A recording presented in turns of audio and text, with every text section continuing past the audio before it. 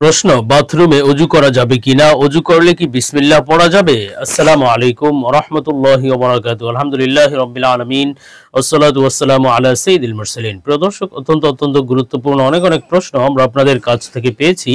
আজকের এই ভিডিওতে তন্মধ্য থেকে উল্লেখিত নির্বাচিত গুরুত্বপূর্ণ একটি প্রশ্ন যে বাথরুমে অজু করা যাবে কি যাবে না, অথবা অজু করলে বিসমিল্লাহ পড়তে হবে কিনা, অথবা অজুর দোয়া ইত্যাদি পড়া যাবে কিনা এ সম্পর্কে বিস্তারিত আলোচনা করব ইনশাআল্লাহ। সুতরাং মনোযোগ সহকারে ভিডিওটি শেষ পর্যন্ত দেখবেন। আর আপনার কোনো প্রশ্ন থাকলে অবশ্যই কমেন্টে লিখে যান, আমরা পরবর্তী ভিডিওতে জবাব দেওয়ার চেষ্টা করব ইনশাআল্লাহ। তো প্রিয় দর্শক, আমরা সরাসরি প্রশ্নের জবাবে চলে যাই। এই প্রশ্ন ছিল, বাথরুমে অজু করা যাবে কিনা, করলে কি বিসমিল্লাহ পড়া যাবে? দেখুন, বাথরুমে অজু করা যাবে কি যাবে না, অথবা বাথরুমে অজু করলে বিসমিল্লাহ পড়া যাবে কিনা, বিষয়টি ব্যাখ্যা সাপেক্ষ। প্রথম কথা হলো, আপনি বাথরুমে অজুই করবেন না। যদি আপনার অন্য জায়গায় অজুর ব্যবস্থা থাকে, অর্থাৎ সেপারেট অথবা আলাদা যদি অজুখানা থাকে, অথবা অজু করার আলাদা ব্যবস্থা থাকলে আপনি বাথরুমে অজু করবেন না, কেননা বাথরুম তো অজু করার জায়গা নয়।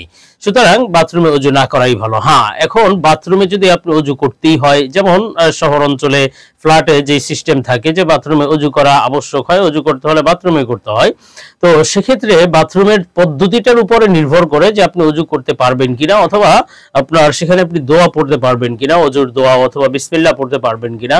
তো এই বিষয়ে প্রথম কথা হলো, বাথরুমটা যদি এমন হয়, বাথরুমের তৈরি করার সিস্টেমটা বা যেভাবে বাথরুম বানানো হয়েছে সিস্টেমটা যদি এমন হয় যে টয়লেট অর্থাৎ যেখানে প্রস্রাব পায়খানা করা হয় সেই জায়গাটা এবং অজু বা গোসলখানার জায়গাটা সেপারেট, অর্থাৎ গোসলখানা অথবা যেখানে গোসল করে অজু করে মানুষ, এটা থেকে সেপারেট হলো বাথরুম বা টয়লেটের জায়গাটি, এমন যদি হয় তাহলে আপনি ওই গোসলখানার জায়গায়, অজুখানার জায়গায় আপনি অজু করতে পারবেন এবং সেখানে আপনি দোয়াও পড়তে পারবেন, বিসমিল্লাহ পড়তে পারবেন, কোনো সমস্যা নাই, যেহেতু টয়লেটটা অথবা প্রস্রাব পায়খানার জায়গাটা পরিপূর্ণ সেপারেট আছে। আর যদি বিষয়টি এমন হয় বা বাথরুমটি যদি এমন হয় যে সেখানে আপনার সেপারেট কোনো কিছু নাই, শুধুমাত্র একটু উঁচু নিচু করে দেওয়া আছে, অর্থাৎ অনেক বাথরুম এমন আছে, সাধারণ অবস্থায় বাথরুমগুলো, ফ্ল্যাটের বাথরুমগুলো এমনই থাকে যে টয়লেট অর্থাৎ প্রস্রাব পায়খানার জায়গাটা কিছুটা উঁচু থাকে আর গোসলখানার জায়গাটা একটু নিচু করে দেওয়া হয়।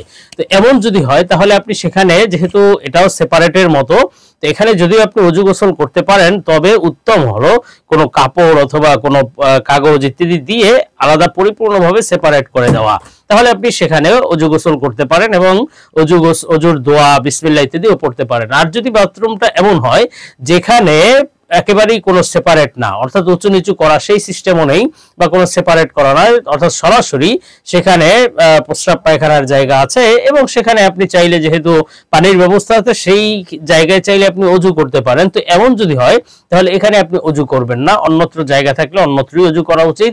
এই ধরনের টয়লেটে বা বাথরুমে অজু করা উচিত নয়। হ্যাঁ, অন্য জায়গায় যদি নিরুপায় হন, অন্য জায়গায় যদি গোসলখানা না থাকে অথবা অজুখানা না থাকে, অজু করার কোনো পন্থা না থাকে, পদ্ধতি না থাকে, তাহলে আপনি এখানে অজু করতে পারবেন, কিন্তু মুখে উচ্চারণ করে বিসমিল্লাহ পড়তে পারবেন না, অজুর দোয়া পড়তে পারবেন না, কেননা বাথরুম বা টয়লেটে বসে, প্রস্রাব পায়খানার জায়গায় বসে আল্লাহ তাআলার জিকির, দোয়া, দরুদ ইত্যাদি, বিসমিল্লাহ ইত্যাদি পড়া যায় না, এটা জায়েজ নয়। সুতরাং এই ধরনের বাথরুম যেখানে আসলে আলাদাভাবে সেপারেট করা গোসলখানা অথবা অজুখানা নেই, সেখানে আপনি অজু যদি নিরুপায় হন তাহলে করতে পারবেন, অজু হয়ে যাবে, তবে সেখানে আপনি মুখে উচ্চারণ করে বিসমিল্লাহ, দোয়া ইত্যাদি পড়তে পারবেন না। হ্যাঁ, আপনি মনে মনে চাইলে পড়তে পারেন।